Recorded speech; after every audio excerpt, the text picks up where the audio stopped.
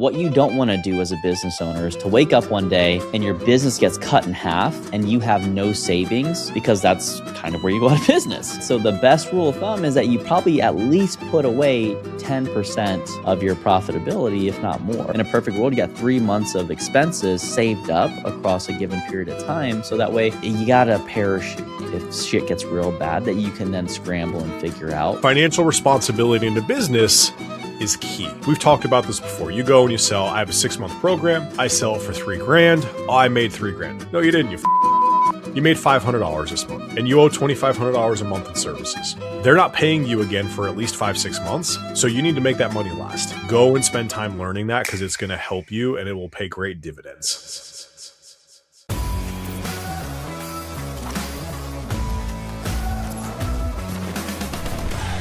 Welcome back to Beyond the Pump, where today we're going to break down exactly why you need to understand the numbers of your business more. And this is coming from a very real life situation that is literally happening to me this week, where I just don't understand why people don't understand when a business doesn't have profit, they can't actually pay you more money. And Steve has another acronym, so make sure you stay tuned for that one.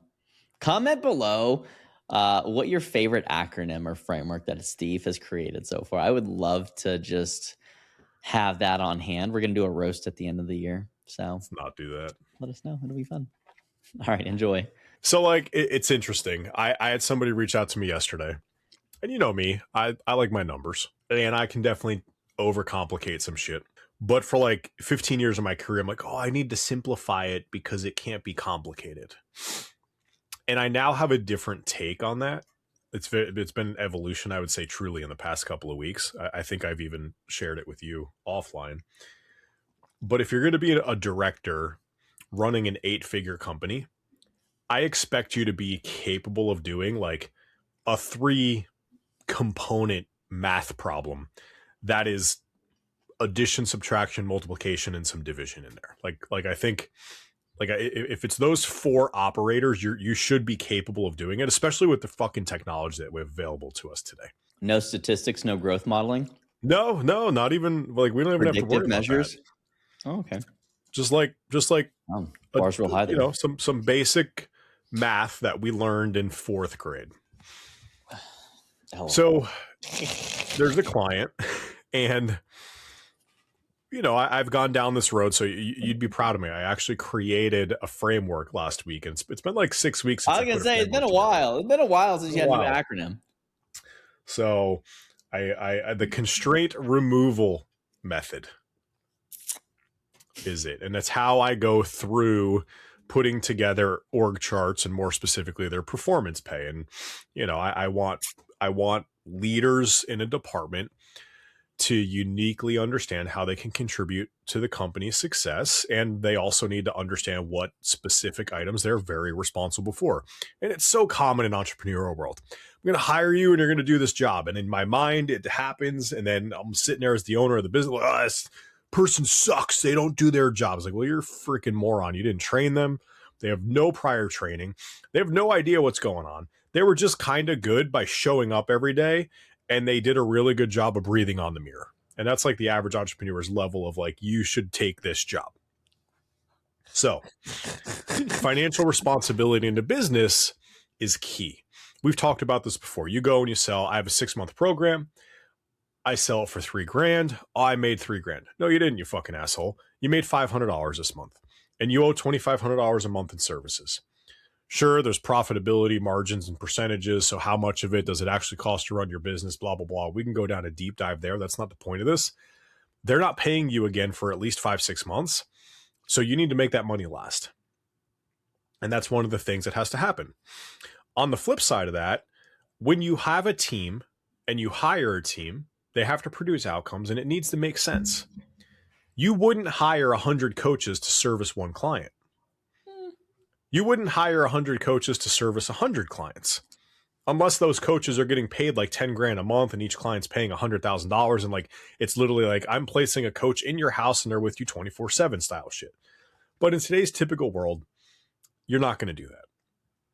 Well, this one person on this team is hey, I want to hire more people and facilitate hiring more people. And I'm listen, the utilization of that team is at like 20%. And this is not an exaggeration. I think it was literally like 27%. Oh, we're going to hire another person. The math ain't mathing. It doesn't make sense. Okay. Well, I'm not going to sit here and fight and argue. And we're sitting here having conversations, and that happens like 6 weeks ago. It is what it is. We hire the person. Okay, fine. Against my advice. It's not fiscally sound for the business. And now it comes time to determine how much of a bonus and a performance comp this individual would have for the quarter. So we mock it out. Now, keep in mind, I'm not going to use the exact numbers, but I'll give you perspective. Keep in mind that this person has the opportunity to earn an extra $8,000, let's say, per quarter, if they hit their metrics. They have an opportunity to earn like 10 grand if they overperform on their metrics. The baseline metrics for this person would have put them at earning about $7,900. So they were literally at like a 0.99 of their overarching average performance. Pretty good. But there's this weird finicky thing that happens. We can only pay it out when the company is healthy. And we measure company health based upon NOI, net operating income, which is loosely your overall revenue minus your overall expenses equals how much net operating income there is. Well, the multiplier for the net operating income based upon how the performance was, more specifically, how much we spent against our performance, was a 0.05. So for those of you doing quick math, $8,000, literally 0.05 of that is $400. Because we don't know how to be fiscally responsible, this person's performance comp for a quarter, $8,000 went from $8,000, literally $8,000. Who doesn't want an extra $8,000 a quarter? To $400. And for 2 days, there's been continued negotiations of trying to not understand how that doesn't make sense. Are you sure the math is right? Blah, blah, blah. And I'm like, listen, the net operating income of the company suggests that we should be paying out performance because the company would then go negative, which is obviously not good. And here's my problem, Andrew. I need you to talk me through this, okay? I need you to, like, glasses on, pull out the tissue box, like psychiatrist extraordinaire. I need that to happen, all right? Well, hello, Stephen. Okay. Why is it so difficult for somebody to understand that if the business is not generating profit, it can't pay you? Help me understand this, because to me that sounds super like it makes sense, but apparently it doesn't. I'm taking notes. Hang on. All right. So here's what I got. And I want to show you. Okay. Just so everyone knows, this is what psychologists do. We just doodling. What was the question? I was really invested in that drawing. Like, to me, it feels super obvious. The company didn't produce any profit, or it produced very minimal profit. Oh. I'm confused at why they're confused that they don't get a bonus. It just sounds like a mismatch of expectation and explanation. So, I don't know. They probably didn't understand their compensation plan very well. Could be convoluted. Could be they weren't listening. Probably that. I mean, there's any number of reasons why they would. Maybe they just have low general mental ability, which could have been screened for in the hiring process, because that is a thing. You know, some people will actually really struggle to grasp certain concepts. And LGMA, that damn LGMA will get you every time. That's right. That's right. That's a t-shirt. That's 100% a t-shirt. LGMA. What's the L? Low general mental ability. Oh God. Yeah. Well, you know, it's not legally defensible in some cases. So now this is why you have a full-time person that's doing these cognitive assessments during hiring, because if they find one that has an adverse hiring impact and there was a better option, that's how you'll lose the lawsuit. And so, you know, it's it's a racket, dude. It's a racket. You can't, They even had a lawsuit where it doesn't matter. I'm not going to get in that rabbit hole. So yeah, there's just a lack of clarification, and the person probably wasn't proactive about ensuring that. I would assume that inside of discussing a comp plan, maybe some kind of weekly feedback loop may have been one of the reasons why. But anytime you roll out something new, depending on how long the comp plan's been around, there's always those first couple things and little learning bumps and kind of speed bumps in there. So hard to say, but yeah, I mean, if they don't track that shit weekly and then they're going to be shocked, or, if they don't track it monthly and then they don't hit the quarterly, like there's always going to be like, oh, what happened? Like, yeah, we talk about the numbers. We literally talk about how you get paid more every week. That's what the one-on-ones usually revolve around. How can we help you get paid more? I don't know. Right. Okay. I mean, what's in it for you is a bigger paycheck. Help me help you. This is what we need to do to get you a bigger paycheck. And if they don't know that, then, it depends on, also, you can usually tell how likely people are to succeed by the quality of questions they ask you during the one-on-one. If you're leading their one-on-one and you're their you're like, their supervisor or their boss or whatever, then probably not going to go well if you continue to do that all the time and they're not coming with things that they need help with, because that just means they don't either understand the scope of their work, or, I mean, it also could be that they're really good at it. That's usually not the case, though, especially when they're an external hire and they're trying to integrate into the company. Like, they should be driving those one-on-ones once they're done with their initial onboarding. So yeah, that's my loose thoughts on it. But yeah, they just didn't understand it. I mean, Mishire is what it sounds like to me. You're not wrong on they just didn't understand it. Like that's obviously clear. And just to explain how this company metric works, so we understand the implication here verbally. At 10, so at 10% net operating income, which would mean for every $100 of revenue, you spend $90 to operate your business, which means there's $10 or 10% left over, right? Every $10, you spend $9, you keep $1, whatever level you want that. Real quick, just for the audience, like sometimes people use NOI and profit kind of interchangeably, right? NOI, profitability, you might hear some bigger, more important feeling companies call EBITDA, like very general, simplest, like simple today. Profit, right? Like that's the thing. Your actual income that you made from your business, above and beyond all the stuff. So 10%. That's the floor. If it's at 10% or under, 10% is effective 0. So if it's under 10%, it's 0. If it's exactly at 10%, it's a 0 multiplier. You don't make your bonus. You don't get the performance pay because the company can't afford it. Mm-hmm. From 10 to 24, so there's 14 numbers there, it grows incrementally up. I'm trying to oversimplify this, bro. If you believe in imaginary numbers, there's more than that, but technically, yes. So for every one whole point, so 10 to 11 is one whole number, you go 0.1 on your multiplier. So 11 is 0.1, 12 is 0.2, 13 is 0.3, 20 is 1.0, 24 real numbers. Is 1.4. I'm already getting lost, and I'm like, and I know the situation. You gotta These are real numbers. No. I mean, like, so if we have like let's say $100,000 salary, obviously the overperformance. If the company has $100,000 month, what does some of those numbers like actually look like? If your bonus could be, for simple math, $10,000 in a quarter, okay, and you got a 0.1 on that, you would get 10% of your potential bonus. So you'd get 10% of 10,000, which is $1,000. Okay. So you get that multiplier, right?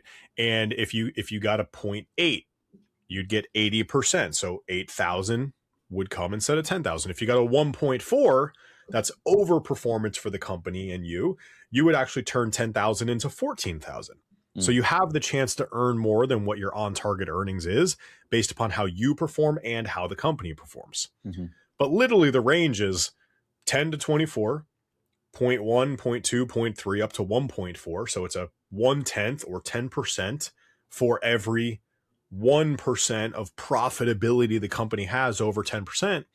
And it's all on paper. There's pages to read this as You got well. a That table tells in you there?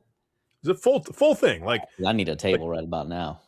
For sure, I get it. I'm not saying it's the simplest thing in the world, but it certainly isn't the most convoluted. And then the answer was, well, hey, if we're at 10% and 20% is a 1.0, isn't 10% halfway between 0 and 20? And I'm like, yeah, your math is you're spot on. Like, good job.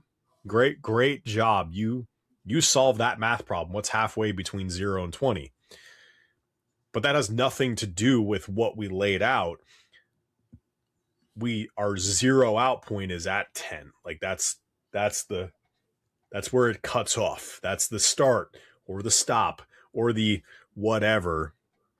And Well, hang on. So on that point real quick, just for our audience to like understand, there's a reason why the buffer of profitability is 10%. And that's to make sure that, and ideally that extra surplus above and beyond what the company had to spend to stay open that month would go into a savings account or some kind of interest or, some kind of something where you could access it later. There's a lot of different vehicles for that. But, what you don't want to do as a business owner is to wake up one day and your business gets cut in half and you have no savings, because that's kind of where you go out of business, right? So the best rule of thumb is that you probably at least put away 10% of your profitability, if not more, or, you put away whatever, and Steve's more the numbers guy, but you need to put away something. So that way, in a perfect world, you got 3 months of expenses saved up across a given period of time. So that way, you got a parachute if shit gets real bad that you can then scramble and figure out without having to close your doors basically the next month. You get evicted and whatever else. And, if you live in an apartment, the same concept is true. If you don't pay your rent, they're going to evict you in like 5 to 10 days. You're out of there. So that's why it's important that you don't have a whole month to figure out how to make that extra money. You better have some shit saved up in case your paychecks can't hit. So think about like a business the same way that you think about an individual. That person has to have some savings. So that way, if unexpected expenses, speeding tickets, medical bills come up, they can afford that.